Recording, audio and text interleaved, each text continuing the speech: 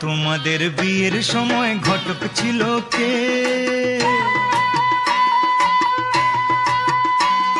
মা তোমাদের বিয়ের সময় ঘটক ছিল কে? এমন সুন্দর রাজ্যটকে, এমন সুন্দর রাজ্যটকে মিলন ঘটায় যে, বল মা গো ঘটক ছিল কে? মা তোমাদের বিয়ের সময় ঘটক ছিল কে? এমন সুন্দর রাজ্যটকে মিলন ঘটায় যে, বল মা গো ঘটক ছিল কে?